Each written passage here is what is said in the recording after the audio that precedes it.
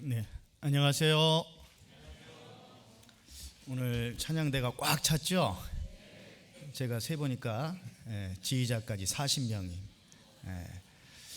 그런데 조금 아쉬운 점은 기악부가 인원이 좀 적다는 거. 그래서 오늘 점심 먹고 1시 15분에 기악을 좀 다루실 수 있는 분들을 제가 중고등부까지 다 조사를 해가지고 오늘 제 방에서 좀 모일 겁니다. 중고등부도 좀 있고 또 청년들도 있는데 혹시 주변에서 악기를 좀 다룰 수 있는 분들 계시면은 말씀해 주셔서 제가 미리 통보하지 않았어도 점심 먹고 1시 한 10분 정도까지 방에 모여서 우리 찬양대장 또 지휘자 또 함께 좀 상의를 해서 빠른 시간 내에 뭐 투입이라고 하기는 그렇지만은 함께 더 많은 분들이 우리 기악부에서 함께 했으면 좋겠다라는 생각을 해봅니다. 우리 앞뒤 좌우에 계신 귀하신 형제 자매님들과 반갑게 인사 먼저 나누겠습니다. 안녕하세요.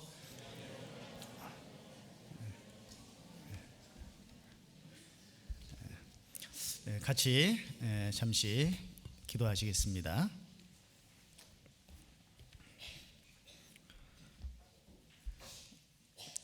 거룩하신 우리 아버지 하나님, 우리의 모든 죄와 허물을 깨끗이 씻겨주시고 영원한 천국의 소망 가운데 살 수 있도록 크신 은혜 베풀어 주심에 감사를 드립니다. 영원한 불의 형벌 가운데에서 하나님의 영원한 안식처에 아픔도 애통하는 것도 곡하는 것도 눈물을 흘리는 것도 사망도 다시 있지 아니한 그 영원한 천국에 들어갈 수 있는 아름답고 복된 소망을 허락해 주심에 감사를 드립니다. 이 땅에 살아가는 동안에도 늘 우리와 함께 하시며 또 귀하신 형제 자매님들과 연합하여 주님을 위해 힘쓰며 살 수 있도록 도와주심도 감사를 드립니다.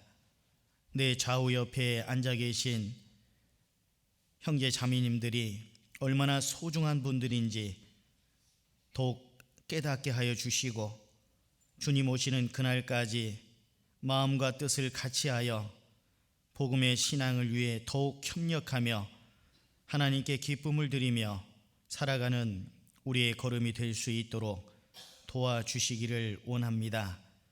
우리 마음 속에 행여나 미워하는 자들이 있지 않도록 또 멀리하는 분들이 있지 않도록 마음속에 용서하지 못하는 사람이 있지 않도록 우리의 마음을 넓혀주시고 주님께서 부족한 저희들, 너무도 타락한 저희들, 죄성이 너무도 많은 저희들을 끝까지 주님의 고귀한 십자가의 사랑으로 품어주셨고 또 때마다 일마다 함께 하시며 우리의 부족함과 연약함이 있을지라도 말씀으로 교제로 우리를 다듬어 가시고 양육해 주시는 것처럼 우리 또한 주님의 그 사랑을 마음속에 품고 또 주님 나라에서 또 함께 영원히 사랑하며 교제해야 될 자들이기에 이 땅에서도 마음을 열고 더욱 뜨거운 사랑으로 함께 마음을 같이하여 주님 복음과 함께 연합한 삶을 살아갈 수 있도록 도와주시기를 원합니다. 이제 또 내일부터 올해를 마감하는 대전도 집회가 진행이 됩니다. 155분의 기도 부탁이 올라왔고 확답자도 꽤 많은 분들이 확답을 하신 줄 압니다. 권면 중에 계시고 기도 중에 계신 분들 또한 끝까지 포기하지 아니하고 매달려서 내일 전해지는 말씀 가운데 어떻게든 참여케 할 수 있도록 우리들의 마음을 넓혀주시고 주님의 그 열정과 사랑을 가지고 끝까지 매진할 수 있도록 도와주시기를 원합니다. 사망으로 끌려가는 자를 건져주며 살육을 당하게 된 자를 구원하지 아니치 말라고 간곡히 부탁하신 주님의 명령을 우리 마음판에 깊이 새기고 주님 오시는 그날까지 이 복음 전하는 일을 더욱더 부지런히 행하며 또 연약한 지체들을 세우는 일을 또 부지런히 행할 수 있도록 도와주시기를 원합니다. 오늘도 주님께서 부족한 자의 입술을 통해서 주님의 말씀을 증거케 하심을 감사합니다. 연약한 저를 통해서 주님께서 필요한 말씀으로 채워주시고 우리가 마땅히 알아야 될 말씀을 마음속에 품고 또 마땅히 행해야 될 말씀들을 더욱더 생활 속에 적용하여 주님께 기쁨과 영광을 돌릴 수 있도록 도와주시기를 원합니다. 또 특별히 병중에 계신 분들을 주님이 일일이 살펴주시고 그 병중에서 주님의 치유의 능력을 힘입어 하루속히 쾌유함을 입을 수 있도록 도와주시고 영적인 어려움으로 어두움 가운데 방황하고 계신 분들이 계시다면 주님의 능력의 말씀으로 다시금 붙들어 주셔서 교제 안에 힘있게 살아갈 수 있도록 은혜를 더하여 주시고 또 전 세계 곳곳에서 주님의 복음을 위해 수고하시는 선교사님들과 그 가족들과 함께 동역하시는 분들에게 더욱 능력을 힘입혀 주시고 끝까지 지치지 않고 주님만 의지하는 신앙 속에서 더욱 주님의 복음을 힘있게 증거할 수 있도록 도와주시기를 원합니다. 특별히 저희와 자매기를 맺고 있는 필리핀 따나우안 교회 최기태 선교사님과 또 몽골 우랑가이 얌달레 전도사님에게 능력을 힘입혀 주시고 또 따나우안 교회와 우랑가이 교회가 더욱더 세워지고 더 많은 영혼들에게 복음을 전파하여 주님께 기쁨과 영광을 돌릴 수 있도록 도와주시기를 원합니다. 우리 오산교회 형제 자매님들 한 분 한 분을 일일이 기억해 주시고 주님의 영광을 위해 귀히 사용해 주시옵소서. 주 예수 그리스도 이름으로 기도드렸습니다. 아멘. 오늘 빌립보서 2장을 보겠습니다.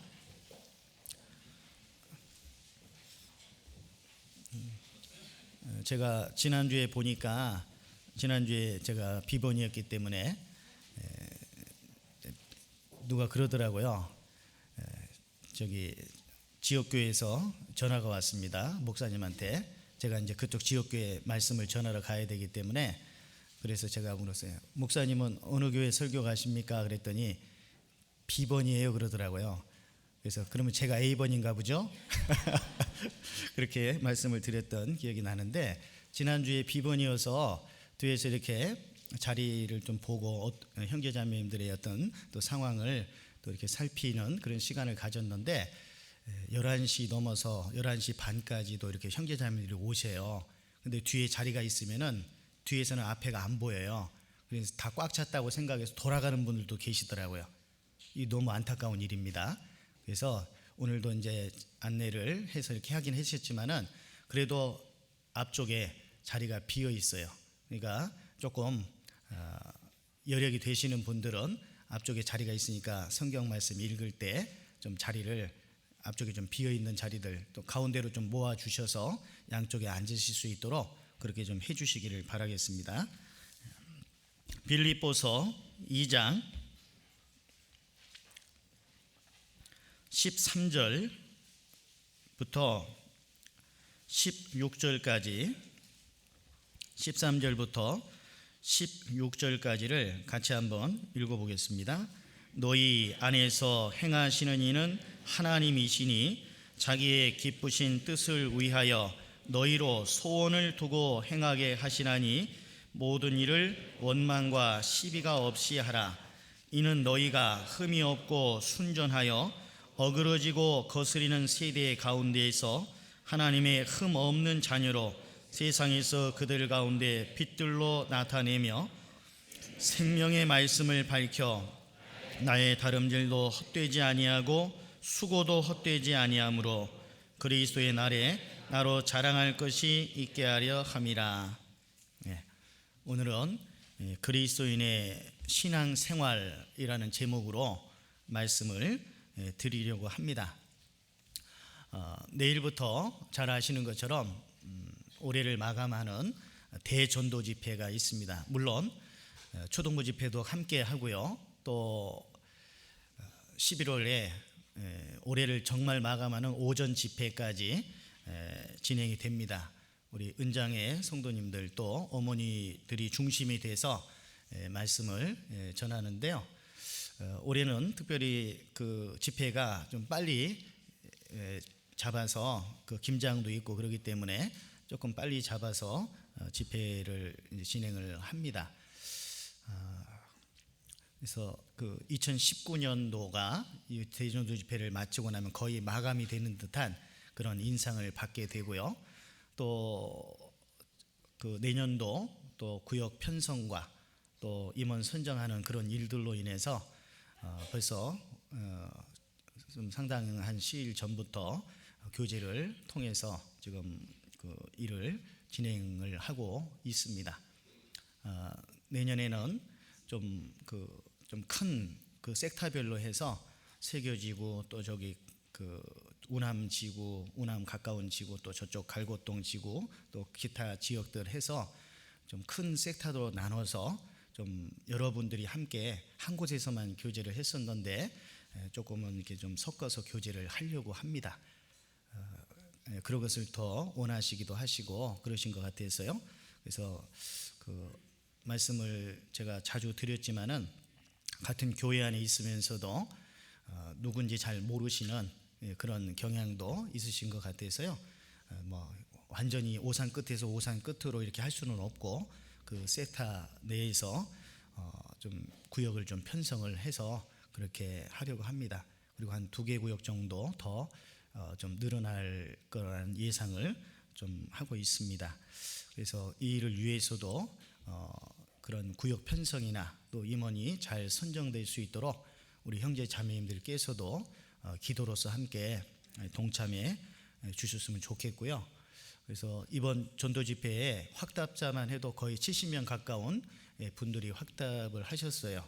그분들이 물론 다 참석하시고 또 그 밖에 지금 권면 중에 계신 분들이나 또 그 외의 분들도 또 외부에서도 또 인도를 할 거라고 생각을 합니다. 그렇기 때문에 우리가 전도 집회에 임하는 그런 자세, 우리의 태도 이런 부분들은 누누이 말씀을 드렸기 때문에 잘 아실 거라고 생각하는데 한두 가지 정도 말씀을 드리면 밝은 표정, 좀 밝은 표정으로 좌우 옆에 한번 좀 웃어 보세요. 한번 이게 봤는데 옆에를 보는데 그냥 시무룩한 표정, 떨떠름한 표정 그렇게 지면 안 되겠죠? 그러면 새로 오신 분이 무안해서 고개를 숙일 것 같아요. 그래서 항상 어떤 분들이 그러더라고요. 우리 수양회 때도 마찬가지고 그 말씀 듣기 전부터 그 봉사하시는 어떤 모습들, 밝게 웃으시는 모습들 이런 모습을 보고 마음이 열려져서 말씀을 더 잘 듣게 되었다라는 그런 분들이 꼭 많이 계시거든요. 그런데 어떤 분들은 또 초반에 오셨는데 불미스럽게 어떻게 좀 언짢게 언짢은 어떤 그런 그 말다툼을 하게 되는 그런 경우들도 있고요. 뭐 차 마시고 이렇게 하다 보니까 이렇게 툭 치듯 이렇게 잘못하다가 톡 치게 되고 또 엎지르게 되고 그래서 괜히 인상을 붉히게 되고 뭐 이런 상황도 있을 수도 있고요. 새로운 분이신데 반갑게 모르시는 분이라도 말씀 들으러 오신 분이기 때문에 우리는 반갑게 인사를 해야 되잖아요. 그런데 과묵한 표정으로 그냥 왔는가 위아래로 그냥 훑어보기만 하고 만약 그렇다면 그분의 기분이 정말 안 좋을 거예요. 그죠? 그래서 우리는 항상 우리의 자세가 누구를 만나든지 모르는 분을 보든지 좀 인상이 좀 별로 안 좋은 분을 만나든지 그분의 태도가 냉랭하든지 어떤 상황이라 할지라도 우리의 태도는, 우리의 표정은 항상 밝은 표정으로, 표정뿐만 아니라 반갑습니다, 어서 오세요, 참 잘 오셨습니다, 이런 그런 멘트가 필요하지 않을까 싶어요. 그리고 처음 오신 분들이 잘 모르시니까 식당도 좀 안내도 해드리고 이렇게 가시면 됩니다. 또 차는 이렇게 이쪽에서 이렇게 드시면 됩니다, 이런 식으로 이렇게 안내도 그렇게 해드린다면 첫 그 시작부터, 말씀 듣기 전부터 얼마나 참 그 마음이 열려진 가운데서 말씀을 듣겠습니까? 그래서 전도 집회는 꼭 말씀만 전해서 구원받는 게 아니고 그 전부터 작업이 이루어져야 돼요. 물론 그 전부터 인도하시는 분이 바꾸는 작업이 필요하고, 또 이곳에 오셔서도 우리 많은 형제 자매님들의 그 밝게 웃는 표정과 또 잘 그 서비스하는 그런 모습들, 이런 것들을 통해서 마음이 열려지게 되잖아요. 그리고 또 찬양대에서도 연습을 많이 하시고 화음을 잘 맞춰서 아름다운 그런 곡조로 또 내용을 잘 이해할 수 있는, 뭐 여기 다 자막이 나오니까요. 그래서 그 내용을 통해서 마음속에 또 새겨볼 수 있는 어떤 그런 시간들을 통해서 말씀 듣기 전부터 준비가 되잖아요. 그러면 말씀을 잘 듣고 또 구원받는 데 큰 도움이 될 거예요. 몇 주 전에도 제가 말씀을 좀 드렸던 것 같은데, D.L. 무디가 복음을 전할 때 함께 동역했던 분 중에 한 분이 아이라 생키잖아. 아이라 생키. 어느 그 찬양 인도하는 곳에서, 찬양제가 벌어지는 곳에서 무디가 아이라 생키의 그 찬양을 들은 거예요. 너무 감동적인 거예요. 그래서 그 속에서 나와 함께 일합시다. 그래서 생키는 복음을 노래하고 무디는 복음을 전하고, 그래서 정말 폭발적으로 복음이 전해졌던 그런 시기가 있었지 않습니까? 시티 스터드의 아버지 에드워드 스타드를 전도한 분도, 제가 이름을 잠시 까먹었는데요, 그분도 어느 전도 집회에 우연히 참석하게 되고, 거기서 D.L. 무디가 집회하는 그런 시간이었는데 아이라 생키의 그 찬양 소리를 듣고 감동이 돼서 계속 앉아 있다가 말씀 듣고 구원받고, 에드워드 스타드 자기 친구를 전도하고, 또 에드워드 스타드는 자기 아들 시티 스타드를 전도하고, 시티 스타드는 또 복음을 또 힘있게 전함으로 말미암아 세계적인 웩 선교부라고 하는 그걸 탄생하게 하는 그 자기 사위 놀만 그라브라는 사람을 맡게 되고, 그런 일련의 쭉 과정들이 이어지지 않습니까? 그래서 우리에게까지 복음이 전해지는 그 웩 선교부에서 파송한 케이스 글라스라고 하는 선교사님을 통해서 우리 교회에게까지 복음이 전파되는 그런 과정들이 있잖아요. 그래서 우리 찬양대에서도 수고를 오늘도 해주셨고 계속해서 수고 많이 해주시고 계신데요, 뭐 찬양대뿐만이 아니죠. 주차부, 안내부, 또 주방에서 또 식사 준비하시고 햅시바에서 차 준비하시고 하시는, 또 안내하시는 분들, 많은 분들이 함께 혼연일체가 되어서 우리가 복음을 위해서 더욱더 힘써야 되리라고 생각합니다. 그래서 말씀 전하시는 이종국 목사님을 위해서, 또 초등부 한철인 목사님을 위해서도 또 간절히 기도해 주시고요. 그래서 귀한 집회를 통해서 많은 큰 역사가 나타날 수 있도록 우리 모두가 손님이 아닌 주인이다 라고 하는 그런 마음가짐을 가지시고 모두가 간절함으로 함께 동참해 주시기를 바라겠습니다. 오늘 빌립보서 2장 13절부터 16절까지 말씀을 읽었는데요, 그리스도인의 신앙생활이라는 그 제목으로 말씀을 드리겠다고 그랬죠. 우리가 가정생활, 또 사회생활, 교회생활, 이런 생활을 이렇게 하고 있습니다. 그런데 그 모든 생활이 다 중요해요. 뭐 교회생활만 중요하고 가정생활은 중요하지 않다든지, 가정생활은 중요한데 사회생활은 중요하지 않다든지, 그게 아니고 모든 우리의 삶 자체가 중요하고, 그 우리의 모든 삶 자체가 한마디로 말하면 신앙생활이다, 이렇게 말할 수 있는 거예요.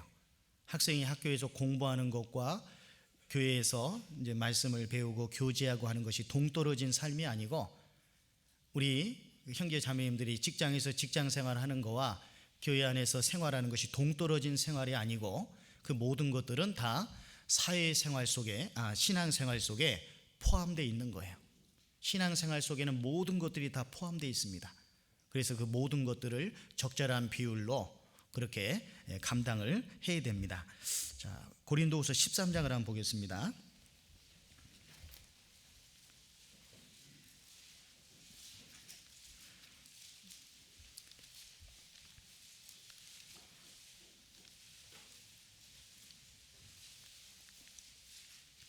고린도후서 13장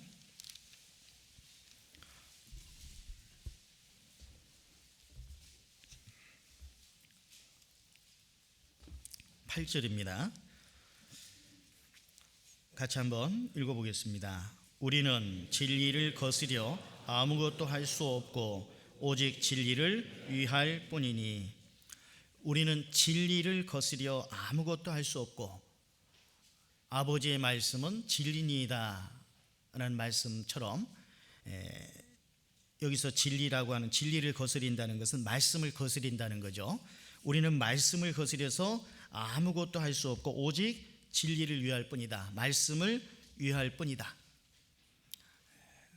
너희가 먹든지 마시든지 무엇을 하든지 다 하나님의 영광을 위하여 하라.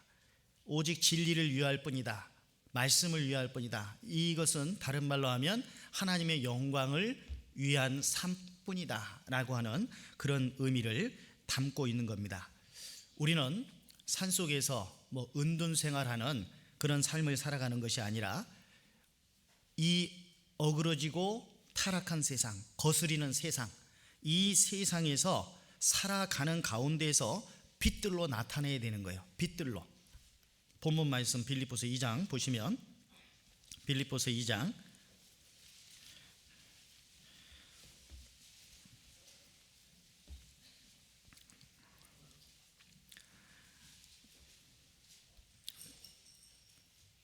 하나님께서는 2장 13절에 자기의 기쁘신 뜻을 위하여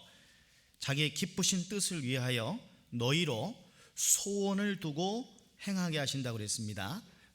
부모는 자녀에 대한 소원이 있잖아요. 자녀가 어떻게 커나가기를 바라는 마음의 바람이 있는 것처럼 우리 영의 아버지이신 하나님께서도 하나님의 소원이 있습니다.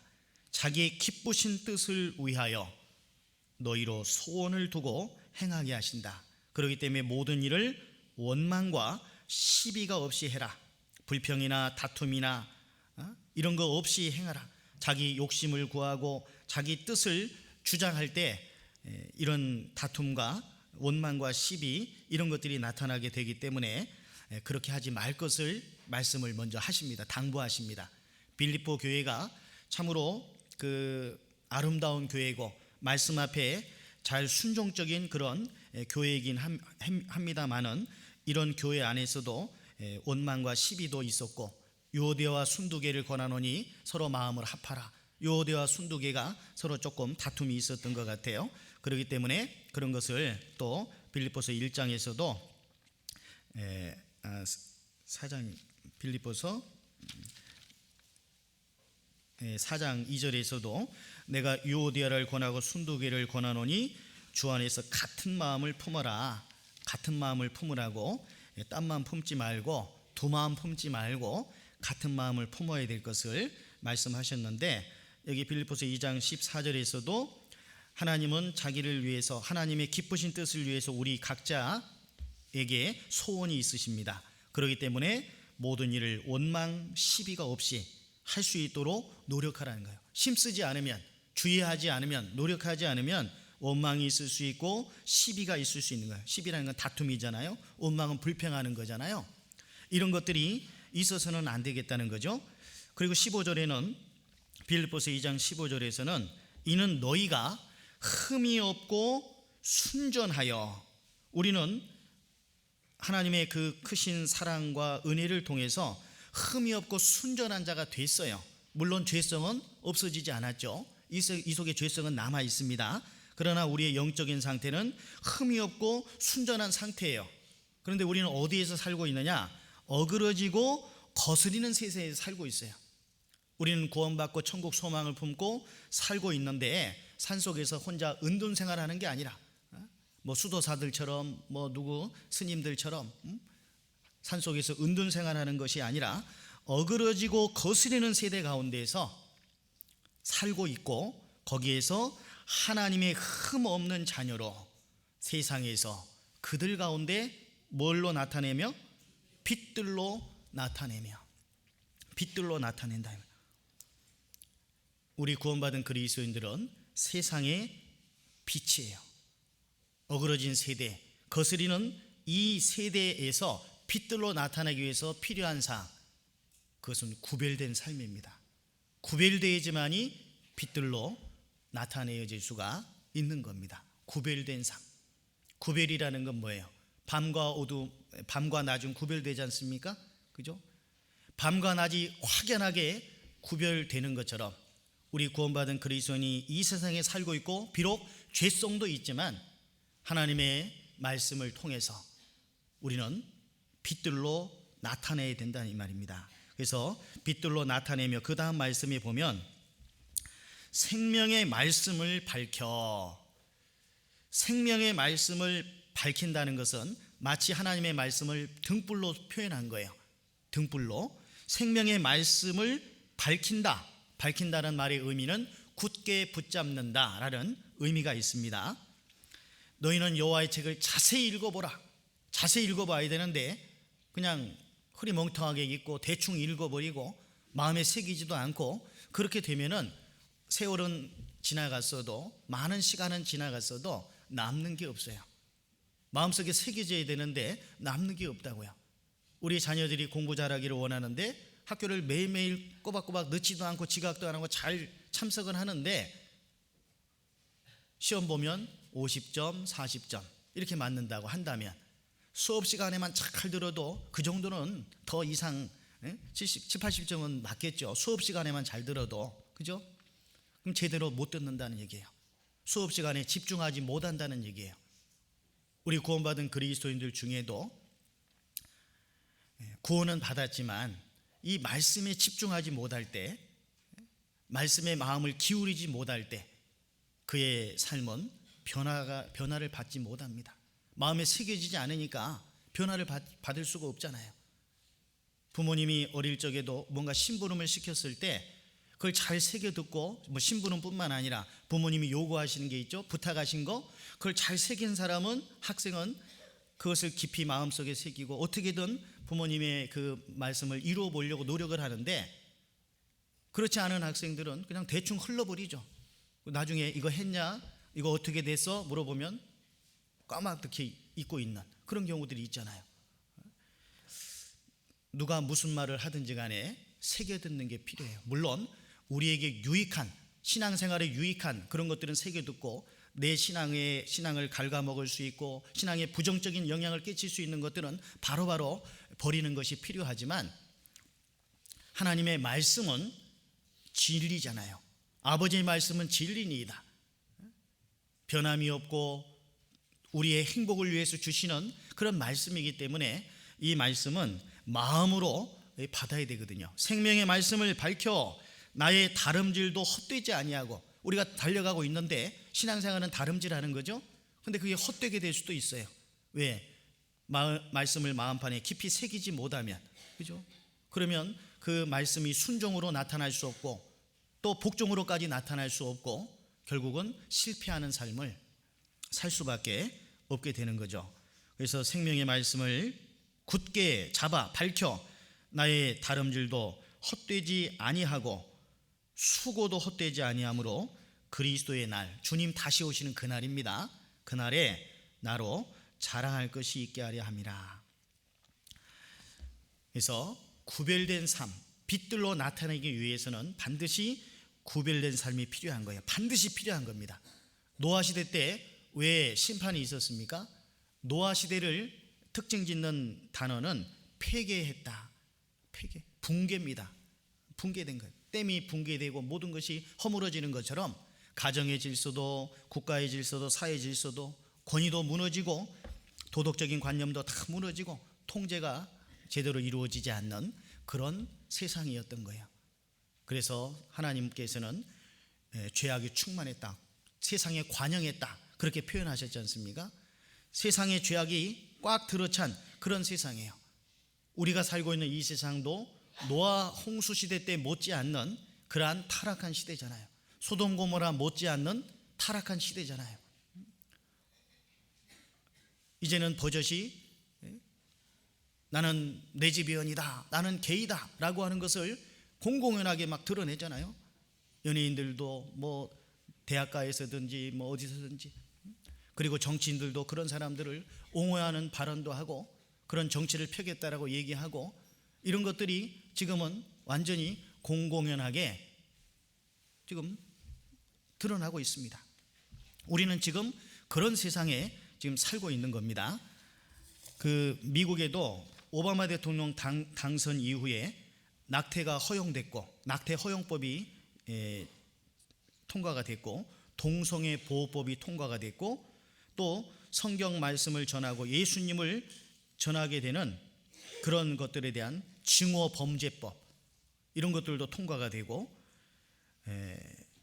크리스찬들은 우상 숭배자다, 예수님만 하나님만 섬기는 우상 숭배자다, 그런 어떤 말을 통해서 신성을 뭐 못 오겠다, 뭐 그런 것을 해서 노아의 법을 만들어 가지고 그 앞으로 그 큰 어떤 벌을 내리겠다.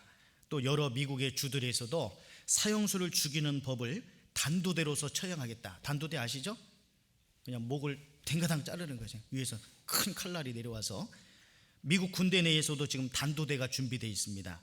미국 방위법에 크리스찬들은 극단주의자들로 포함되어 있어요. 미국 방위법에. 그리고 군대에서도 교회 폐쇄법, 이런 것들이 지금 공공연하게 이미 몇 년 전부터 지금 다 진행이 되고 있는 상황이고, 앞으로 구원받은 그리스도인들이 이제 들려 올라가게 되면 이 세상은 혼란해지게 되기 때문에 이것을 막기 위해서 하나로, 세계를 하나로 묶는 그 일을 위해서 UFO나 뭐 이런 것들을 막 계속 부각시키는 거예요. 그래서 세계 정보를 위해서 UFO의 침공을 음모론으로 이렇게 조작해서 지구인이 하나가 돼야 된다, 똘똘 뭉쳐야 된다, 뭐 이런 식의 그 영화들도 계속 나와서 사람들을 이렇게 현혹하고 있습니다. 베니싱이라는 영화, 이런 것들은 저주받아서 사람들이 사라진 것으로 몰아가고 외계에서 이렇게 데려갔다고 그렇게 왜곡을 하는 겁니다. 뭐 스카이라인이나 뭐 이런 영화들에서도 결국 그런 쪽의 그 영상들이 나오는데, 이것을 통해서 전 세계가 하나가 되는 그런 움직임들로 이제 벌어지고 있습니다. 그리고 세계가 일촉즉발의 어떤 중동에서 또 이 한반도 내에서 그 전쟁이 끊이지 않고 계속 뭐 그 갑작스럽게 큰 어떤 문제가 일어날 수 있는 그런 준비들이 지금 다 돼 있지 않습니까? 그런 것들을 통해서 이런 혼란한 시기에 적그리스도가 등장을 해야 되죠. 저희가 평안하다, 안전하다 할 그때 잉태된 여자에게 해산 고통의 이름과 같이 멸망이 호련히 저희에게 이르니 결단코 피할 수 없다, 피하지 못하리라. 서울에 그 한 집사님께서 쓴 7년 환란 속에 들어간 그 어느 한 아이의 소년의 이야기, 그 책 지금 나와 있는데 읽어보신 분도 계신지 모르겠는데요. 그 고3 수험생인데 공부하느라고 뭐 주일날 교회도 안 나가고, 그리고 구원은 받았다고 하면서 신앙생활을 제대로 하지 못하는 그 아이가 있었습니다. 형우라는 아이인데, 그런데 어느 날 부모님과 주일 아침에도 교회를 가자, 바빠서 시험철이니까 못 가겠어요, 이렇게 실갱이 하다가 물 한 모금 먹으려고 하는데 먹고 따르고 탁 돌아서니까 부모님이 안 계시는 거예요. 사라지신 거예요. 사라졌습니다. 장난치는 건가 하고 찾아봐도 안 계시고, TV 틀어보니까 이제 세계적으로 많은 난리가 난 거예요. 사라진. 그 속에서 겪게 되는 그 정말 그 참담한 어떤 내용들, 그리고 그동안 내가 뭐 의과대학 가기 위해서 이렇게 열심히 공부를 한 것이 무슨 소용이 있는가, 들은 말씀이 있기 때문에. 우리가 전도 집회 때 그 영상 보지 않습니까? 주님이 오시는 것은 오늘이라도 오실 수 있습니다, 지금이라도 오실 수 있습니다 하는데 갑자기 탁 하고 몇몇 사람만 남잖아요. 그리고 남아있는 사람들이 무릎 꿇고 통곡하잖아요. 왜요? 말씀을 들었지만 마음에 깊이 새겨듣지 않은 거죠. 그러니까 어떤 일이 지금 벌어진 것을 분명하게 깨닫게 된 거예요. 그날은 분명히 오는 거예요. 주께서는 하루가 천년 같고 천년이 하루 같은 이 한 가지를 잊지 말라. 주의 약속은 어떤 이에 더디다고 생각하는 것 같이 더딘 것이 아니라 오직 너희를 대하여 오래 참으사 아무도 멸망치 않고 다 회개하게 이르기를 원하시느니라. 이게 하나님의 뜻이잖아요. 그러나 주의 날이 도적같이 오리니 그날에는 하늘이 큰 소리로 떠나가고 체질이 뜨거운 불에 풀어지고 땅과 그 중에 있는 모든 일이 드러나리로다. 이 모든 것들이 이렇게 풀어지리니 너희가 어떠한 사람이 되어야 마땅하뇨. 거룩한 행실과 경건함으로 하나님의 날이 임하기를 바라보고 간절히 사모하라. 거룩한 행실과 경건함으로 구별된 삶이 필요한 거예요. 너희가 믿음에 있는가? 너희 자신을 시험하고 너희 자신을 확증하라. 이번 성경 강연에는 새로운 분들만을 위한 집회가 아니에요. 모든 집회가 다 마찬가지입니다. 내 자신의 신앙을 다시 한번 되돌아보고 이렇게 사는 것이 정말 올바른 신앙생활인지 다시 한번 돌아보고 정말 형우와 같은 그런 일들이 벌어지지 않도록, 그것이 자기의 현실이 되지 않도록 우리는 우리의 구원 문제도 점검해보고 내 신앙이 미미하다면 뭔가 좀 부족하고 요한계시록에 기록되어 있는 라오디게아 교회의 모습처럼 차지도 않고 덥지도 않는 미지근한 어떤 그런 모습이라면 다시금 말씀 가운데서 힘을 내야 돼요. 이것은 대충 넘어가서는 안 되는 너무너무 중대한 문제예요. 그렇지 않습니까? 어제 청년들한테도 그리스도인의 올바른 결혼관에 대한 말씀을 특강으로 말씀을 드렸는데, 우리가 태어난 것은 내 자유로 태어난 게 아니에요. 내 어떤 결정권이 없었어요. 그러나 결혼하는 거 결정권이 있죠. 그리고 구원받는 이 문제에 있어서도 말씀을 듣는 이것도 나에게 결정권이 있는 거예요. 내가 마음을 열고 말씀을 듣느냐 그렇지 않느냐, 그거에 따라서 영원한 천국과 영원한 지옥의 판가름이 나는 것이고, 구원받은 이후에도 내가 내 마음을 더욱 주님 앞에 드리고 사느냐, 그 말씀을 순종하고 주님을 사랑하는 마음으로 말씀 가운데 살고자 하느냐, 아니면 양다리 걸치는 식으로 하나님도 경외하고 우상도 경외하는 그러한 양다리 걸치는 모습으로 살고 있느냐, 이거 조사해 봐야 됩니다. 생각해 봐야 됩니다. 오직 하나님 한 분만 섬기는 그러한 신앙이 되지 않으면 우리는 결국 신앙이 무너질 수밖에 없거든요. 나를 그 지옥의 형벌 가운데서 구원해 주신 그 하나님의 사랑, 그 사랑을 일깨우고 늘 때마다 일마다 함께 하시고 보호해 주시는 그 주님이 우리의 아버지가 되셨기 때문에, 영의 아버지가 되셨기 때문에 그분의 말씀을 온전히 마음판에 새기고 순종하는 그런 마음자세로 살지 않으면 안 되는 거예요. 그것이 정상적인 삶인 것이고 그 밖의 삶은 비정상적인 삶인 겁니다. 그렇지 않겠습니까? 몸에 붙어 있으면 지체가 머리의 뜻을 따라 살아가는 것이 정상적인 것이고, 머리의 뜻을 따라 살지 않는 것이 비정상이잖아요. 그렇죠? 몸에 붙어 있는 지체들인데 머리의 요구대로 살지 않는 것이, 이게 비정상적이잖아요. 그죠? 지난 생활집회 때도 교회를 통해 역사하시는 하나님이라는 제목으로 말씀을 둘째 날 배웠지 않습니까? 교회를 통해 역사, 교회의 머리는 주님이세요. 우리는 그 교회의 지체들이에요. 몸된 교회, 머리 대신 그 몸된 교회에 주님은 머리시고 우리는 지체들이다 이 말이에요. 그 지체는 머리의 뜻을 따라 살아가야 되는 것이 지극히 당연한 건데, 나는 머리의 뜻을 알고 있는지, 또 알려고 하고 있는지, 그 머리의 뜻을 받들어 살고 있는지, 그렇지 않고 있는지 살펴봐야 돼요. 머리의 뜻을 받들어 살아갈 때 우리는 구별된 삶을 살 수 있는 거예요. 경건한 생활을 할 수 있는 거예요. 거룩한 삶을 살 수 있는 거예요. 물론 연약하기 때문에 때로는 넘어지기도 하고 자빠지기도 하지만 다시금 오뚜기처럼 일어서서 주님을 사모하고 주님 앞에 자백하고 더욱 신실한 마음으로 주님을 따라 살고자 하는 그런 마음을 갖게 된다는 얘기죠.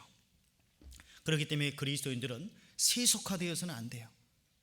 교회가 세속화되고 형제자매들이 세속화되면 결국 주님의 역사는 끝나게 되어 있습니다. 촛대를 옮겨버리십니다. 성령의 역사가 떠나버리시는 거예요. 그렇지 않습니까? 이사야 52장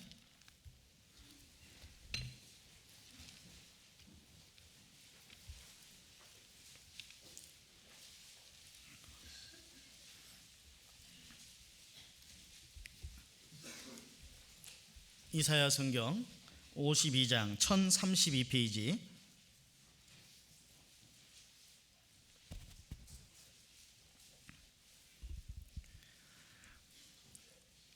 11절 이사야 52장 11절을 같이 읽겠습니다.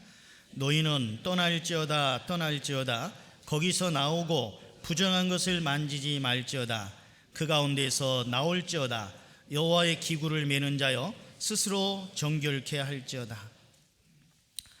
너희는 떠날지어다 두 번 반복하지 않습니까? 떠나야 된다는 겁니다. 거기서 나오고 부정한 것을 만지지 말지어다. 디모데후서 2장 19절에서 주의 이름을 부르는 자마다 불의에서 떠날지어다. 주의 이름을 부르는 자마다, 주님의 이름을 부른다는 건 뭐예요? 주님을 아버지로서 섬기고 살아가는 사람들은 주님의 이름을 부르는 자마다 불의에서 떠날지어다. 악은 모든 악한 모양이라도 버리라 라고 말씀하신 거예요. 이래야지만 전능하신 하나님의 뜻을 조차 우리가 살아갈 수가 있는 겁니다. 의인은 믿음으로 사는 거예요. 오직 의인은 믿음으로 말미암아 살리라. 이 세상은 예기치 않은 많은 일들이 벌어지는 거예요. 천재지변, 질병, 어떤 사고, 물질의 곰핍, 또 죄악의 유혹 등 많은 변수들이 있어요. 예기치 않은 많은 예측할 수 없는 일들이 벌어지고 있습니다. 그런 세상에 살고 있는 우리들이 주님의 도우심을 받지 않는다면 어떻게 살아갈 수 있겠어요? 주님을 의지하는 자에게 주님은 도와주십니다. 많은 사람들이 마귀의 유혹을 받고 세상 가운데로 가는 사람들이 얼마나 많아요. 구원받았다 하지만 한때는 또 열심히 살았지만 바람과 함께 사라져버리는 그런 사람들 많이 있잖아요, 우리 주변에.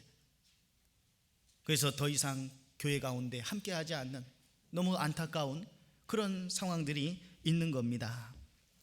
끝까지 의지하면 하나님이 도와주시면 의지하지 않는 자는 넘어질 수밖에 없어요. 죄악 가운데, 세상 가운데 빠져들어갈 수밖에 없는 거예요. 그래서 이사야 41장에 보시면 하나님을 의지하는 자는 어떤 절망적인 상황 속에서도 하나님께서 도와주시겠다 말씀하셨는데요. 이사야 41장 잘 아시는 말씀인데 10절 말씀을 함께 보겠습니다. 같이 읽겠습니다. 두려워 말라 내가 너와 함께 함이니라 놀라지 말라 나는 네 하나님이 됨이니라 내가 너를 굳세게 하리라 참으로 너를 도와주리라 참으로 나의 의로운 오른손으로 너를 붙들리라. 이 말씀은 시대를 불문하고 또 남녀노소를 불문하고 모든 그리스도인들에게 또 절망 중에 있는 힘들어하고 있는 그리스도인들에게 큰 힘과 유한이 되는 담대함을 갖게 하는 그런 말씀이지 않습니까? 두려워 말라. 우리에게는 두려워할 수 있는 상황이 많이 있는 겁니다. 내가 너와 함께 하겠다. 하나님께서 나와 함께 하시겠대요. 그러면 사망의 음침한 골짜기로 다닐지라도 내가 해를 두려워하지 않을 것은 주께서 나와 함께 하십니다. 주께서 나와 함께 하십니다. 지난 시간에 배웠죠? 기억하십니까? 사망의 음침한 골짜기와 같은 그런 고난에 길을 우리가 걸어가야 되는 수도 있는데, 그런 속에서도 주님이 나와 함께 하신다는 이 약속, 때로 우리에게 예기치 못한 상황이 벌어짐으로 말미암아 놀라게 되는, 두려워하게 되는 상황이 있지만 두려워하지 말라. 내가 너와 함께 합니다. 놀라지 말라. 나는 네 하나님이 됨이니라. 내가 너를 굳세게 하겠다. 참으로 너를 도와주겠다. 참으로 나의 의로운 오른손으로 너를 붙들겠다 라고 말씀해 주시잖아요. 그러한 주님을 우리는 붙잡아야 돼요. 주님의 도우심을 늘 갈구해야 됩니다. 심지가 견고히 주님의 은혜를 일깨우고 영원한 반석 되신 주님을 우리는 늘 구해야 됩니다. 많은 믿음의 선진들이 하나님께 의지하는 삶, 의뢰하는 삶을 살았습니다. 예레미야 선지자도 하나님께 젊은 시절에 부름을 받았습니다.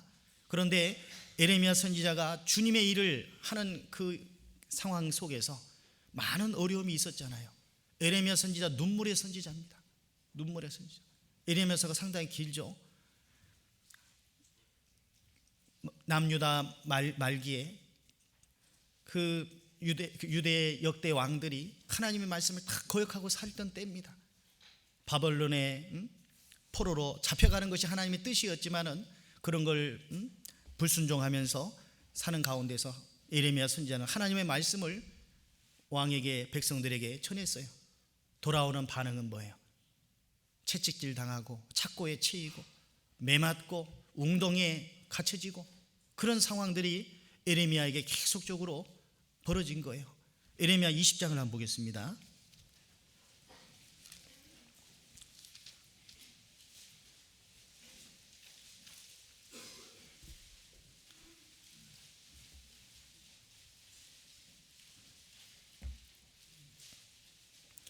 예레미야 20장 1082페이지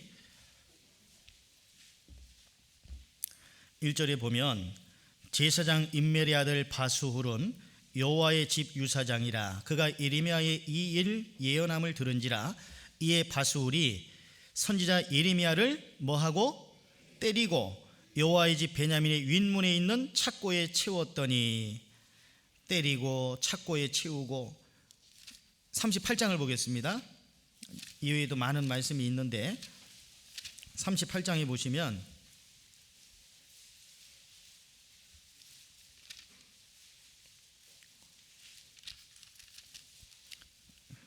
6절에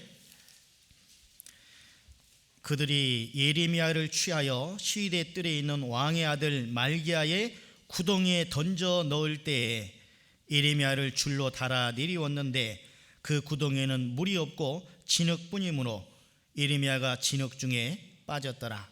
왕궁 환관 구스인 에벤 멜렉이 그들의 예레미야를 구덩이에 던져 넣었음을 들으니라.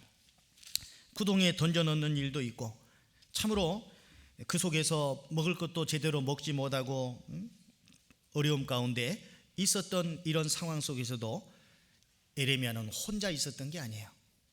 홀로가 아니고 그 가운데 함께 계셨습니다. 사도 바울이 복음을 전하고 많은 환난을 당할 때 내가 환난을 당하지만 담대하라, 내가 세상을 이겼고 내가 너와 함께 함이니라 라고 약속을 해 주시지 않습니까?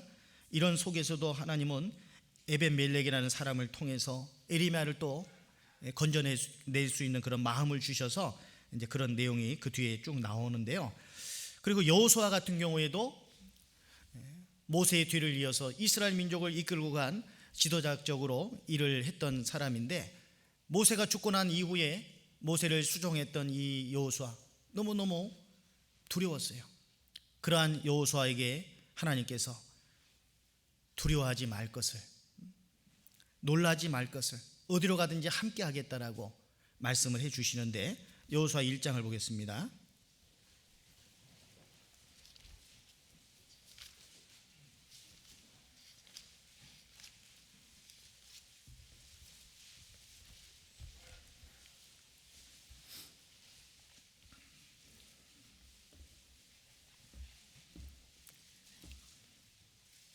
여호수아 1장 5절입니다.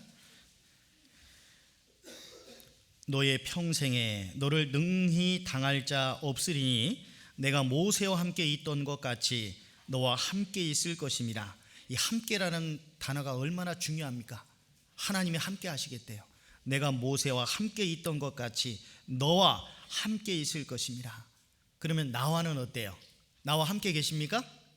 나와 함께 계시는 하나님, 엘리야만의 하나님, 요셉의 하나님, 그리고 여호수아만의 하나님이 아니라 나의 하나님, 그걸 알아야 됩니다. 6절, 마음을 강하게 하라, 담대히 하라. 너는 이 백성으로 내가 그 조상에게 맹세하여 주리라 한 땅을 얻게 하리라. 오직 너는 마음을 강하게 하고 극히 담대히 하여 나의 종 모세가 네게 명한 율법을 다 지켜 행하고 좌로나 우로나 치우치지 말라. 그리하면 어디로 가든지 형통하리니. 8절 9절 같이 읽겠습니다. 이 율법책을 네 입에서 떠나지 말게 하며 주야로 그것을 묵상하여 그 가운데 기록한 대로 다 지켜 행하라. 그리하면 내 길이 평탄하게 될 것이라.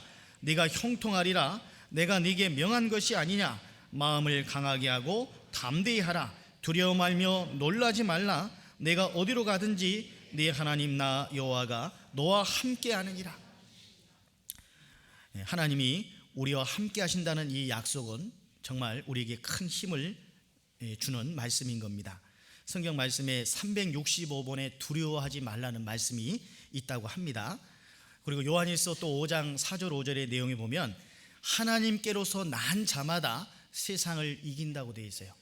또 찬송가 399장인가 보면 믿음이 이기네, 믿음이 이기네, 주 예수를 믿음이 온 세상 이기네 라는 그 찬송 가사도 있는데, 살아있는 물고기는 물결을 거슬려서 올라갈 수 있는 힘이 있잖아요. 살아있는 물고기는, 그죠?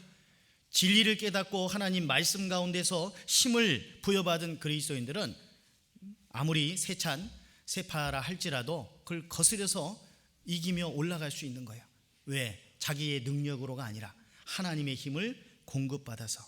그래서 하나님은 방백들 의지하지 말고 도울림이 없는 인생들 의지하지 말고 오직 하나님만을 의지할 것을 말씀하셨습니다. 사람 의지하면 실망하게 됩니다. 세상 의지하게 돼도 실망하게 되는 수가 많이 있습니다. 그러나 하나님을 의지하는 자는 안전하리라 라고 말씀하시잖아요. 그죠? 여호와의 이름은 견고한 망대라. 잠언 18장 10절에서 여호와의 이름은 견고한 망대라. 의인은 그리로 달려가서 안전함을 얻느니라고 되어 있어요. 한번 찾아봅시다. 이 말씀도 중요한 말씀인데, 잠언 18장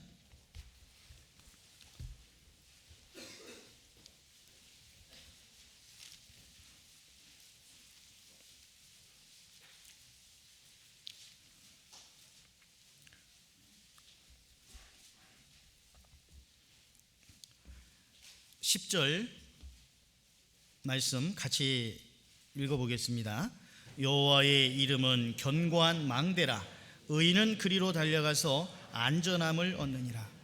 우리는 안전함을 원하잖아요. 그래서 스스로 그 안전함을 유지하기 위해서 노력하잖아요.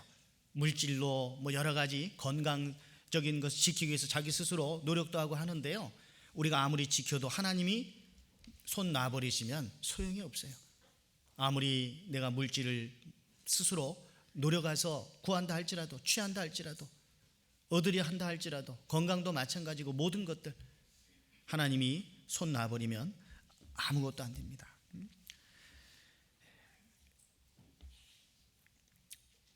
미국에 처음에 건너갔던, 처음은 아니고 미국으로 건너간 한국인들 중에 한국인들 참 부지런하잖아요. 고생해서 돈 많이 벌고 증권이나 뭐 주식이나 이런 데 많이 투자했는데 갑자기 금융 위기가 와가지고요, 알거지 된 사람들 많습니다. 우리는 누구를 의지해야 될까요? 누구를? 마태복음 14장에 보시면 바다 위로 걸어오시는 주님의 모습을 보고 베드로는 만일 주시어든 나로 오라 하소서. 베드로가 주님의 명령을 오라 하니까 바다로 내려서 걸어갔다고 되어 있잖아요. 그죠? 이건 아주 참 중요한 사항입니다. 다른 어떤 제자들도 예수님에게 나도 물 위로 걸어오게 하소서라고 그런 말 한 사람이 없잖아요. 베드로는 참 대단한 분입니다. 마태복음 14장 한번 보시죠.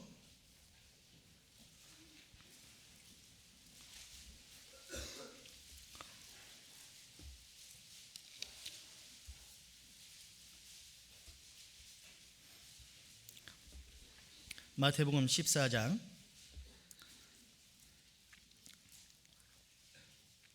25절에 밤 4경에 새벽 2시에서 4시경입니다.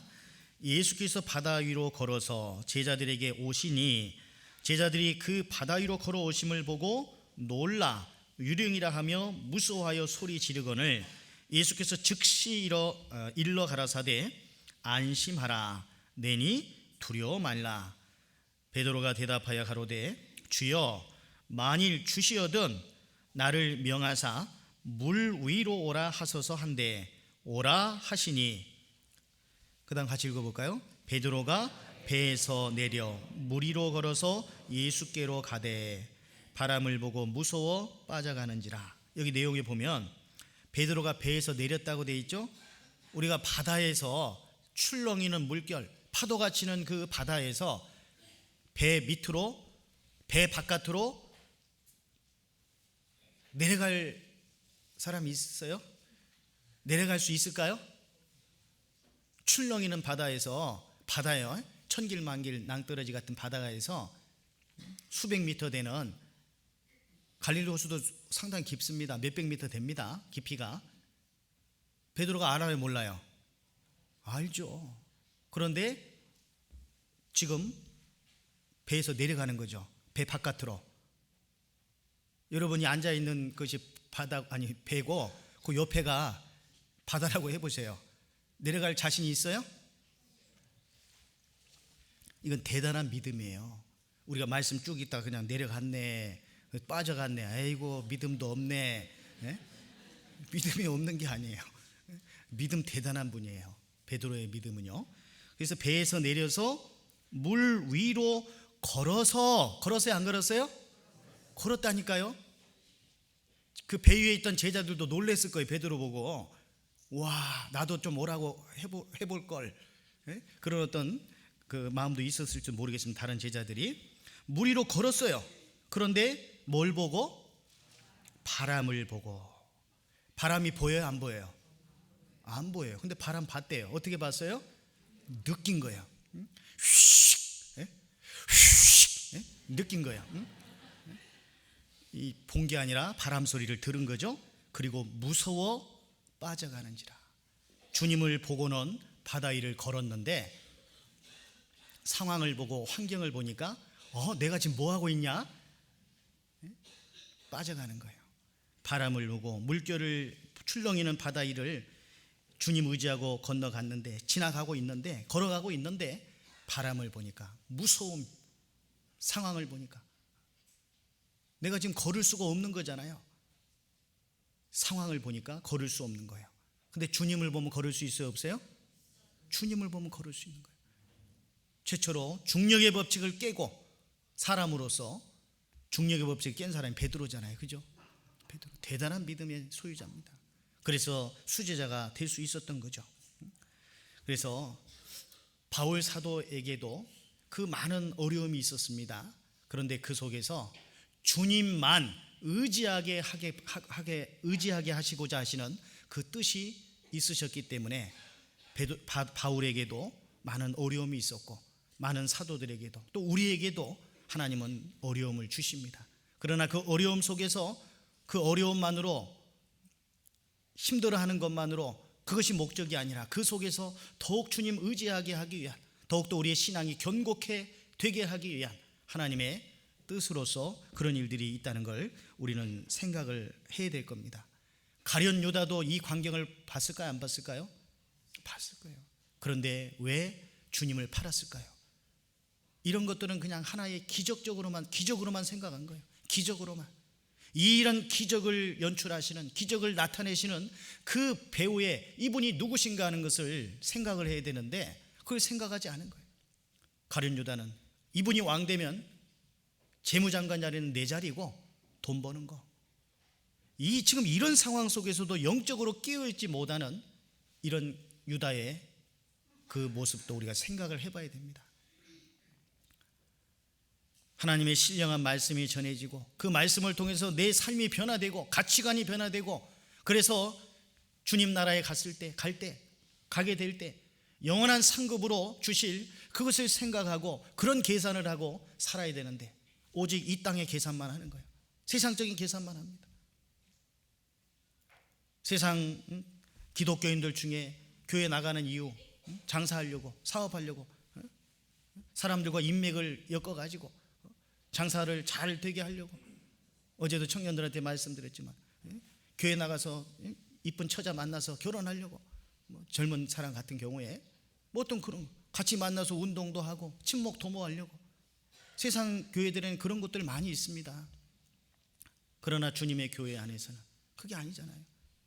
다 주님의 사랑을 깨닫고 주님의 그 은혜 아래서 주님 영광을 위해서 살고자 하는 그런 마음으로 우리가 모여 있는 거잖아요.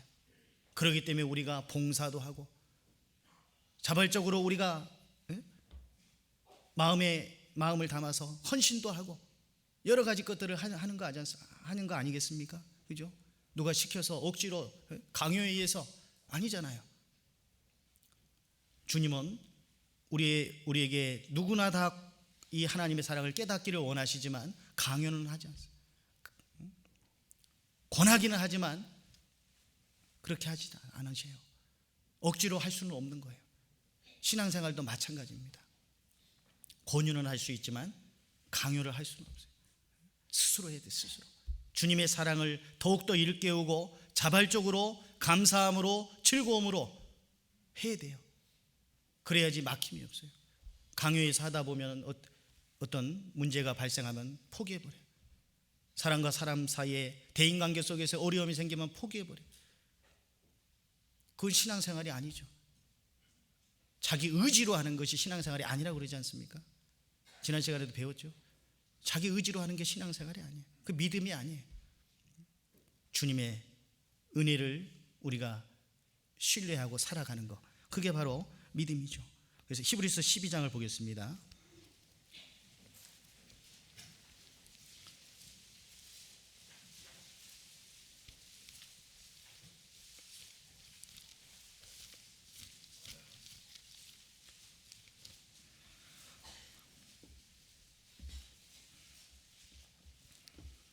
히브리서 12장 2절 같이 읽겠습니다. 믿음의 주요 또 온전케 하시는 이인 예수를 바라보자. 저는 그 앞에 있는 즐거움을 위하여 십자가를 참으사 부끄러움을 개의치 아니하시더니 하나님 보좌 우편에 앉으셨느니라. 믿음의 주요 온전케 하시는 이, 우리의 믿음의 주 또 우리를 온전케 하시는 예수를 바라보자. 우리 은장의 성도님들이 좋아하는 찬송가에 보면은 세상을 보며 사람을 보며구나. 먼저 사람을 보며 세상을 볼 땐 만족함이 없었네. 나의 하나님 한 분만으로 나는 만족하겠네. 동남풍아 불어라 서북풍아 불어라 가시밭에 백합화 예수 향기 날리니 할렐루야 아멘. 가시밭에 백합화 예수 향기 날리니 할렐루야 아멘. 사람을 보며 세상을 볼 땐 만족함이 있어요 없어요? 사람에게서도 부족함이 있고 세상 가운데도 부족함이 있고 만족함이 없어요. 그러나 나의 하나님 한 분만으로 나는 만족하겠네. 나의 하나님 한 분만으로 만족할 수 있습니까? 동남풍이 불든지 서북풍이 불든지 가시밭에 백합화 예수 향기 날리니 가시밭에 백합화에 우리는. 아가서 2장을 한번 보실까요? 아가서 전도서 다음에 아가서 있죠. 아가서 2장 구약 959페이지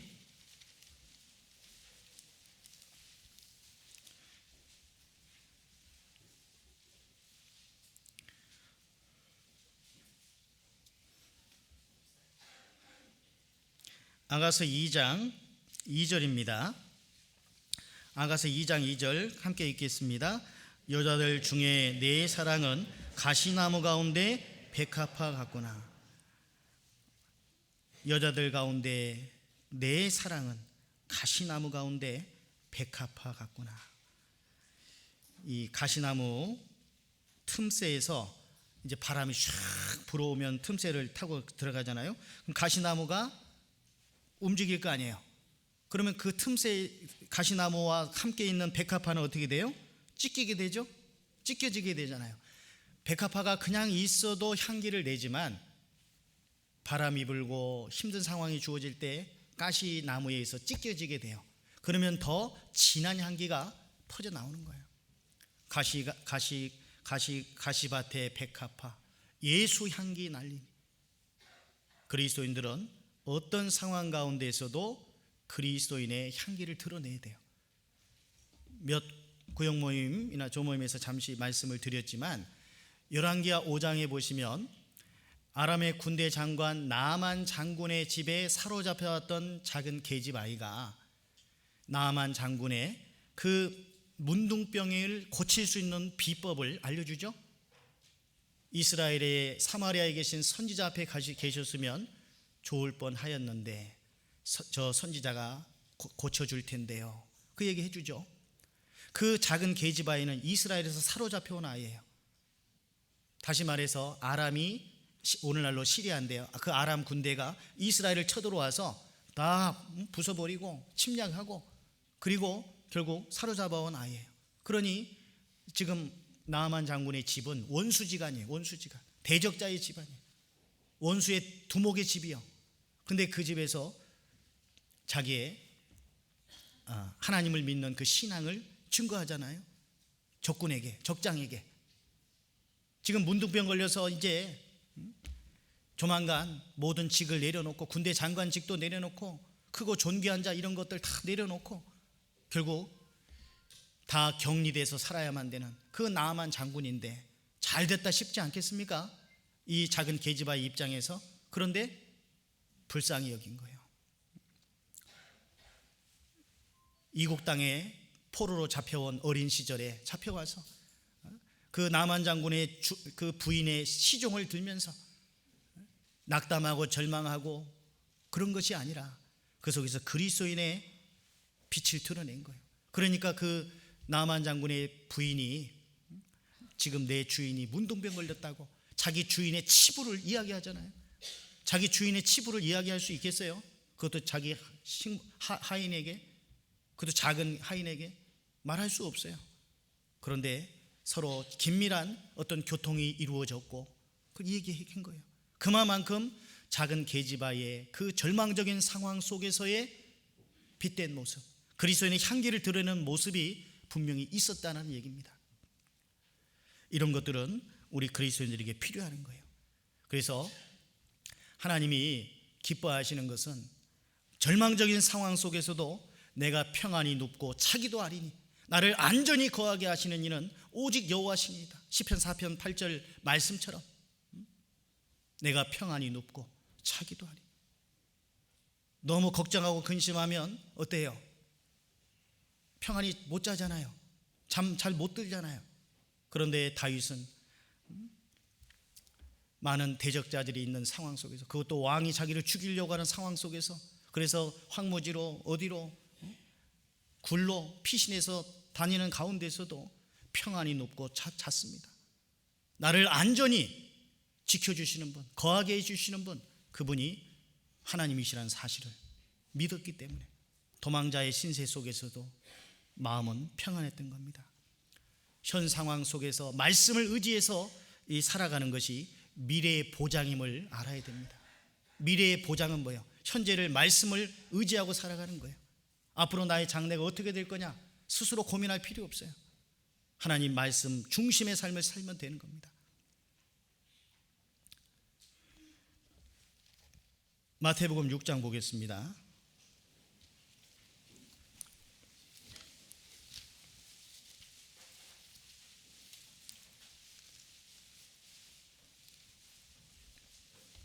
많은 그리스도인들이 먹고 사는 문제로 인해서 힘들어 하는데, 여기 마태복음 6장에 보면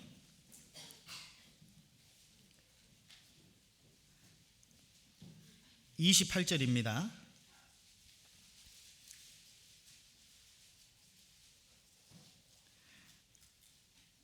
(28절부터)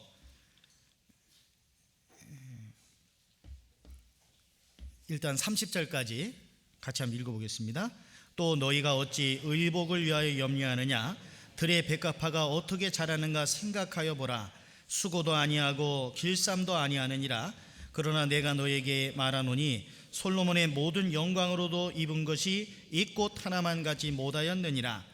오늘 있다가 내일 아궁이에 던지우는 들풀도 하나님이 이렇게 입히시거든 하물며 너희일까 보냐? 믿음이 적은 자들아.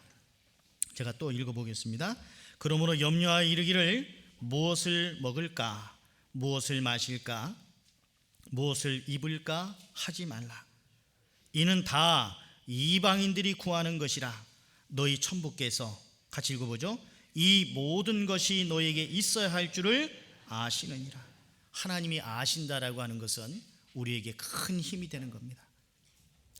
이 말씀을 가지고 곡을 붙인 그 찬양이 있는데, 오늘 피었다 지는 들풀도 먹이는 하나님, 하물며 우리랴 염려 필요 없네. 들풀도 먹이시고 백합화도 입히시는데 하물며 그리스도인은 어떠냐 이 말이야. 하물며 너희랴 우리랴 염려 필요 없네. 여호와는 나의 목자시니 내가 부족함이 없으리로다. 우리가 그 말씀 시편 23편 말씀을 곡을 붙여서 이제 찬양으로 한 게 있는데, 거기에 보면은 여호와는 나의 목자시니 내게 부족함이 없도다 그렇게 나와요. 네 개가 아니고, 뭐 네 개라고 해도 뭐 상관은 없겠지만 내가 부족함이 없다. 여호와는 나의 목자시기 때문에 내가 부족함이 없으리로다. 하나님이 나의 목자신, 목자가 모든 걸 다 준비하고 이끄는 거예요. 풀이 있는 초장으로 목자가 이끄는 거예요. 목자가. 그래서 사망의 음침한 골짜기로 다닐지라도 해를 두려워할 필요가 없다는 거죠. 주께서 나와 함께 하시기 때문에. 시편 37편 보겠습니다.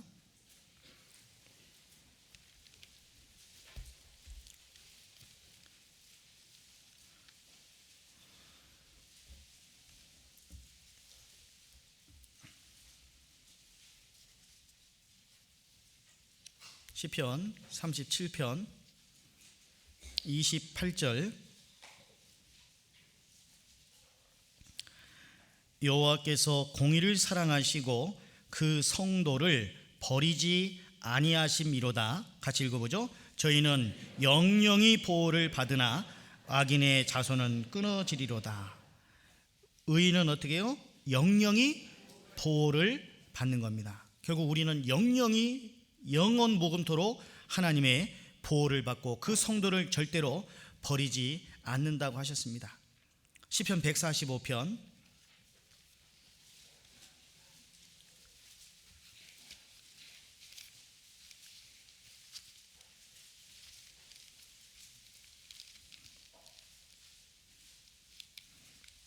시편 145편 20절 같이 읽어보겠습니다. 여호와께서 자기를 사랑하는 자는 다 보호하시고 악인은 다 멸하시리로다. 자기를 사랑하는 자를 보호해 주세요. 재앙을 만날지라도 그 재앙 가운데서 하나님이 손써 놓는 거예요. 2011년도인가요? 일본 동부에 쓰나미가 몰려와 가지고요, 도로도 다 침수되고 하수도도 다 범람하고 전기도 끊어지고 그럴 때 도시를 완전 덮쳐버렸잖아요. 그런데 우리 센다이 교회 앞에 200m 앞에서 딱 멈췄습니다. 우리 센다이 교회 200m 앞에서 딱 멈춘 거예요. 그 쓰나미가. 참 얼마나 놀라운 일입니까? 하나님은 살아계신 분이에요. 우리 인생을 전부 걸 만큼 우리는 그분께 의지하지 않으면 안 된다는 사실을 우리가 생각해야 됩니다. 구약 성경에도 신약 성경에도 하나님을 의지한 사람은 하나님이 복을 주시고 그 어려움 속에서도 건져내신 그런 예를 우리가 살펴볼 수 있어요. 하나님은 은혜로우신 분이시고 자비하신 분이시고, 그렇기 때문에 어느 시대 때나 의인은 믿음으로 산다는, 이것은 철칙이에요. 의인이 믿음으로 사는 것이지 하나님도 믿고 세상적인 방법도 취하고 그런 식으로 사는 것이 아닌 겁니다. 히브리서 11장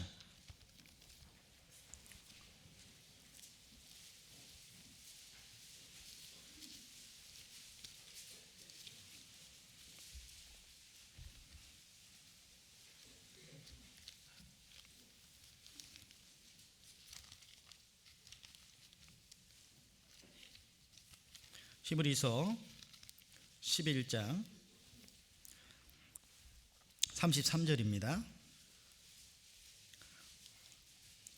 저희가 믿음으로 나라들을 이기기도 하며 의를 행하기도 하며 약속을 받기도 하며 사자들의 입을 막기도 하며 불의 세력을 멸하기도 하며 칼날을 피하기도 하며 연약한 가운데서 강하게 되기도 하며 전쟁에 용맹되어 이방 사람들의 진을 물리치기도 하며 여자들은 자기의 죽은 자를 부활로 받기도 하며 또 어떤 이들은 더 좋은 부활을 얻고자 하여 악형을 받되 구차히 면하지 아니하였으며 또 어떤 이들은 희롱과 채찍질뿐 아니라 결박과 옥에 갇히는 시험도 받았으며 돌로 치는 것과 톱으로 켜는 것과 시험과 칼에 죽는 것을 당하고 양과 염소의 가죽을 입고 유리하여 궁핍과 환난과 학대를 받았으니, 같이 읽어볼까요?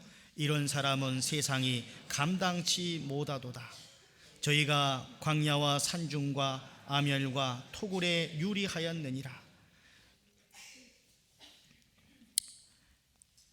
이 내용을 보면은 저희가 믿음으로 어떻게 하고 이기기도 하고 결국은 세상이 감당치 못하도다. 이 말은 뭐예요? 세상을 이겼다는 뜻이에요. 세상이 감당할 수 없는 그리스도인들의 삶. 사단 마귀는 어떻게든지 두려움을 줘서 믿음을 약하게 하는 거예요. 미래에 대한 염려, 두려움, 걱정, 근심, 그런 것들로 해서 믿음이 약해지기만, 주님 바라보지 못하도록 만드는 거예요. 방금 읽었던 말씀 속에서 산중과 아멸과 광야와 토굴에 유리했다고 되어 있죠. 로마에도 가면 카타콤이라는 그 굴이 있지 않습니까? 그 지하 굴이 막 동굴이 막 여러 갈래로 막 설켜 있어가지고 한번 들어가면 못 나와요. 길을 알지 못하면. 그래서 잡으러 들어가는 로마 병정들도 길을 잃고 헤매서 죽고, 한 10몇 년, 20몇 년 전에도 일본인 어떤 관광객이 가지 말라는 길로 갔다가 결국 못 찾았어요. 죽었어요. 그런 곳에서 지내기도 하고, 제가 성지순례 터키 갔을 때도 저 그 동부 쪽에, 터키 거의 끝쪽인데요, 데링쿠유라는 그 지하 동굴이 있어요. 깊숙이 들어갑니다. 로마 병정들의 그 공격을 피해서 지하 동굴 깊숙이 들어가고, 이 바깥에 조그만 한 사람이 들어갈 만한 그런 둘이 있는데, 구멍이 있는데 거기를 큰 돌로 거기를 탁 맞게, 병정 개미처럼 딱 맞게 탁 막아놨어요. 그 잘 굴을 못 찾아요. 그 지하 속에 들어가면 그 굴이 지하 몇십 미터까지 뻗쳐 있고, 거기에 모일 수 있는 그 교회당 터도 있더라고요. 거기 보니까. 그리고 그 터키가 이제 관광객들이 많이 가는 곳 중에 또 한 곳인데요. 보면은 그 골짜기 같은데, 셀베 골짜기, 뭐 비둘기 계곡 해가지고 그 계곡들, 거기에 암벽들인데 그걸 파면 잘 파져요. 그게. 그래서 그걸 파가지고 그 속에 집을 짓고 그곳에서 피신을 해서 신앙생활을 한 거예요. 높은 곳에다가. 이들은 그 악형도 받았고 희롱과 채찍질뿐 아니라 결박과 옥에 갇히고 돌로 치는 것과 톱으로 켜는 것, 이런 엄청난 어려운 그런 상황들을 다 겪으면서도 믿음으로 이 모든 것들을 극복한 거예요. 그러나 사단 마귀는 두려움을 줘요. 경제적인 두려움, 염려, 미래에 대한 걱정, 근심. 그런데 우리가 아무리 염려하고 근심해도 걱정해도 미래를 우리가 알 수가 없어요. 그죠? 농사꾼이 비가 안 온다고 걱정해도 비를 주님이 내려주셔야만 되는 것이고, 기후제 지낸다고 비 옵니까? 아니잖아요. 아무리 걱정 근심해도 하나님이 내려주셔야 되는 거예요. 때에 맞춰서. 그죠? 굿한다고 비가 내립니까? 뭐 기후제 지낸다고 내립니까? 소용없잖아요. 하나님이 적절한 때에 비를 내려주시고 여러 가지 기후 조건들을 잘 풍성히 해주셔야지만이, 적절히 해주셔야지만이 잘할 수 있는 거예요. 농사꾼이 걱정만 한다고 될 일이 아니잖아요. 염려만 한다고 될 일이 아니잖아요. 우리가 자녀를 키우는 문제도, 청년들이 결혼을 하는 문제도, 직장인들이 직장 생활하고 사업을 하고 뭐 무슨 일을 하든지 간에 우리의 건강상의 문제든 모든 문제든 우리가 염려한다고 해결될 문제가 아니에요. 우리는 모든 염려를 기도로 주님께 아뢰야 됩니다. 모든 염려는 기도로 바꿔야 되는 거예요. 고대 사람들이 연금술이라는 걸 행했지 않습니까? 뭐 철이나 쇠나 똑같은 거죠. 어떤 금속들을 어디다 넣어가지고 재련하고 어떻게 하면 금으로 만드는 그런 연금술, 그런 것들이 성행이 됐었는데, 그런다고 금이 만들어집니까? 안 되죠. 우리는 하나님께 기도함으로써 우리의 기도가 마치 금과 같은 믿음의 모습으로 나타날 수 있도록 해야 됩니다. 아무것도 염려하지 말고. 빌립보서 4장 보겠습니다.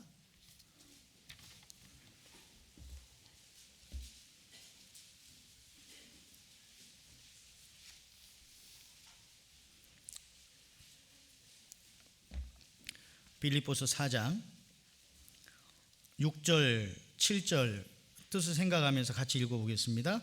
아무것도 염려하지 말고 오직 모든 일에 기도와 간구로 너희 구할 것을 감사함으로 하나님께 아뢰라. 그리하면 모든 지각에 뛰어난 하나님의 평강이 그리스도 예수 안에서 너희 마음과 생각을 지키시리라. 아무것도에는 우리의 모든 염려가 다 포함이 되죠. 아무것도 염려하지 말고, 염려를 어떻게 하느냐? 오직 모든 일에 기도와 간구로 너희 구할 것을 감사함으로 하나님께 아뢰라.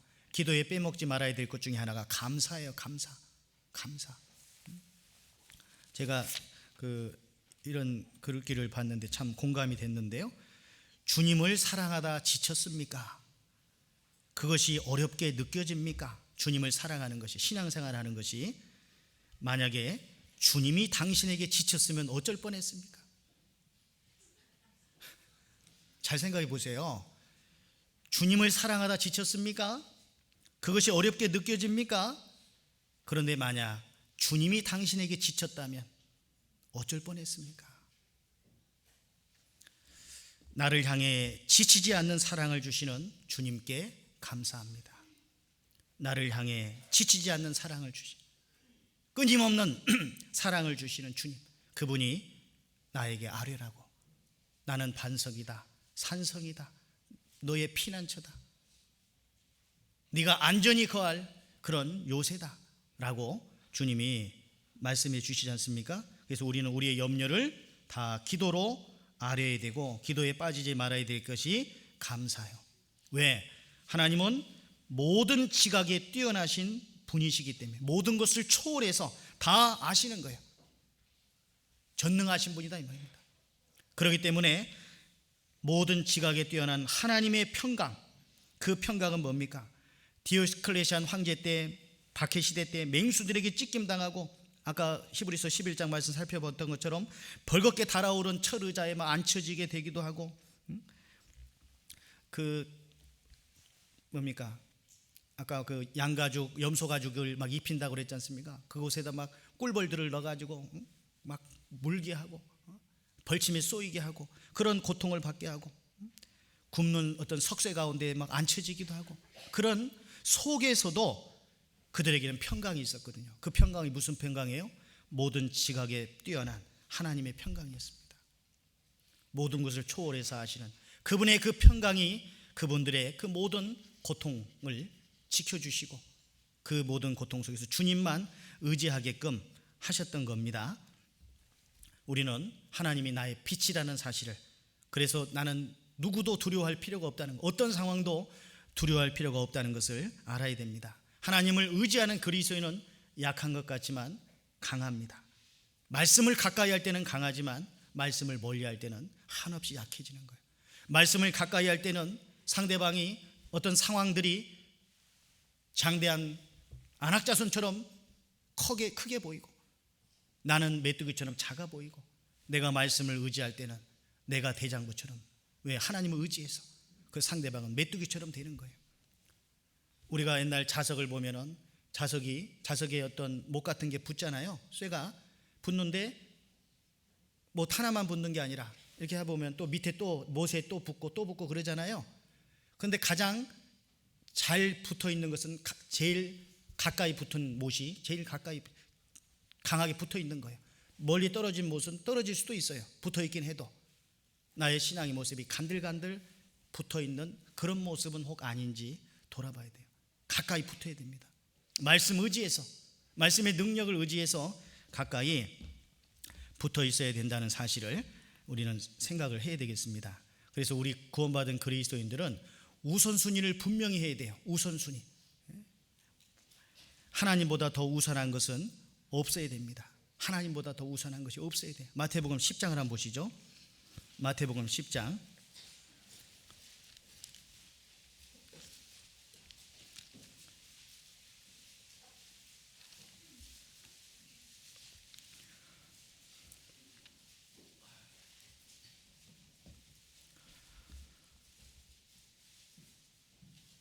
37절 38절 같이 읽겠습니다.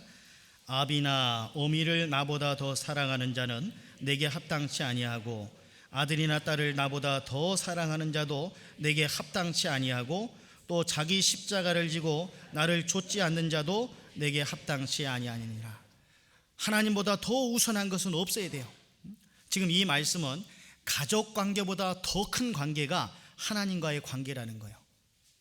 가족 관계보다 더 큰 관계가 하나님과의 관계입니다. 마음과 뜻과 목숨을 다해 힘을 다해서 하나님을 사랑해라. 하나님께서 먼저 우리를 최고로 사랑해 주셨기 때문에 우리도 그렇게 해야 될 것을 말씀한 거예요. 이것은 가족을 사랑하지 말라는 얘기가 아니고 가정을 사랑하는 그 이상으로 하나님을 더 사랑하라는 겁니다. 우리의 우선순위가 뒤바뀌어서는 안 된다는 거예요. 오늘날 가정이 파괴되고 있는 이유가 뭐예요? 우선순위가 뒤바뀌기 때문에 그래요. 세상에서의 가정도 1순위는 자식이 될 수도 있고, 아니면 그것이 아내가 될 수 있고, 그 다음 3순위는 애완견, 4순위는 남편, 이렇게 되는 가정들이 많잖아요. 구원받은 그리스도인 가정에도 그런 모습이 비춰져는 안 돼요. 제일 우리의 보이지 않는 우리의 가정의 가장은 하나님이세요. 하나님이 1순위요. 2순위는 남편, 2순위는 아내, 3순위는 같은 거죠. 그리고 자녀들. 가정에서의 중심은 부부입니다. 부부가 중심이 돼야 돼요. 부부가 중심이 되지 않는 가정은 무너집니다. 그래서 제가 지난번에 우리 어머니 임원 모임 때도 말씀드리고 어머니 원래 때도 말씀드린 적이 있는데, 부부가 각방 써서는 안 돼요. 어떤 분은 코 곤다고 각방 쓰는 분도 있고 뭐 여러 가지 자녀 때문에 안 돼요. 그것은 하나님이 절대적으로 금하신 거예요. 마귀에게 틈을 줄 수 있어요. 그렇게 해서는 신앙생활 못합니다. 부부 중심이 되지 않으면 신앙생활은 무너져요. 그걸 지금부터라도 바꿔나가야 돼요. 복종해야 돼요. 하나님 말씀 가운데. 그래서 가정의 삶이 참 중요한데, 가정 내의 가족관계보다 더 중요한 것이 하나님과의 관계라는 사실을 그걸 기억하시기를 바랍니다. 그래서 가족이 바로 가장 작은 단위의 교회이기 때문에 그 가정에서부터 질서가 유지되고, 그리고 가족관계도 중요하지만 하나님과의 관계가 훨씬 더 중요하다는 사실을 마음속에 생각하시고 살아가야 되겠습니다. 좀 더 준비한 게 있는데 나중에 좀 기회 되면 또 말씀드리기로 하겠습니다. 그래서 오늘은 그리스도인의 사회생활, 신앙생활 뭐예요? 한마디로 말씀드리면 믿음을 따라 살아가는 삶이에요. 주님을 의지하는 삶입니다. 이것이 요약된 말씀이라고 할 수 있습니다. 나의 삶이 아무리 힘들고 어려워도 주님을 의지하는 사람은 결코 이루어지지 않고 어두움 가운데서도 빛을 볼 수 있고 힘든 상황 속에서도 다시 힘을 낼 수 있고 절망적인 상황 속에서도 새로운 돌파구를 마련할 수 있는 거예요. 누구 때문에? 주님 때문에. 그래서 주님이 가장 우리의 삶의 우선순위 1순위임을 기억하시고 또 실제로 그러한 삶을 살아가셨으면 좋겠습니다. 내일부터 있는 대전도 집회 가운데 모두가 여기 계신 모든 분들이 하루도 빠지지 말고 최선을 다해서 일찍 나오셔서 자리를 앞자리부터 채워주시고 그리고 인도되는 영혼들을 위해서 방긋방긋 웃으시면서 한마디라도 좀 좋은 말씀 덕담도 해주시면서 같이 간절함으로 기도하는 가운데 귀한 결실을 맺는 귀한 시간이 되었으면 좋겠습니다. 같이 기도하시겠습니다. 우리를 사랑하시는 거룩하신 하나님 아버지 참으로 감사합니다. 우리는 뒤로 물러가 침륜에 빠질 자가 아니고 오직 영혼을 구원함에 이르는 믿음을 가진 자답게 담대히 하나님만을 의지하고 살아가야 될 줄 압니다.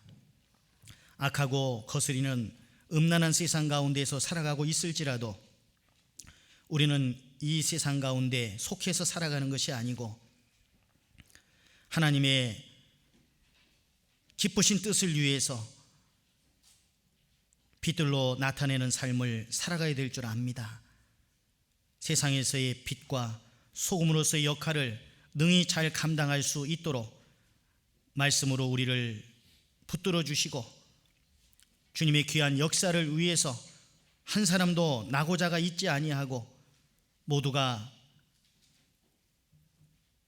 간절함으로 또 최전방에서 힘쓰며 살아갈 수 있도록 인도해 주시옵소서. 악한 자 마귀의 괴계 가운데 유혹 가운데 넘어지지 않고 하나님의 말씀만을 붙잡고 늘 승리하며 살아가는 우리의 걸음이 될 수 있도록 도와주시고 내일부터 말씀을 전하시는 이종국 목사님 또 한철인 목사님의 입술을 주관하여 주시고 건강도 지켜주심으로 주님의 말씀이 능력 있게 전파되고 어린 영혼부터 연로하신 분들까지 그 영혼들 다 구원받는 귀한 역사를 우리 가운데 나타내 주시옵소서. 오늘 남은 일정도 주님께만 의지하오며 우리를 언제나 사랑하시는 귀하신 예수 그리스도 이름으로 기도드렸습니다.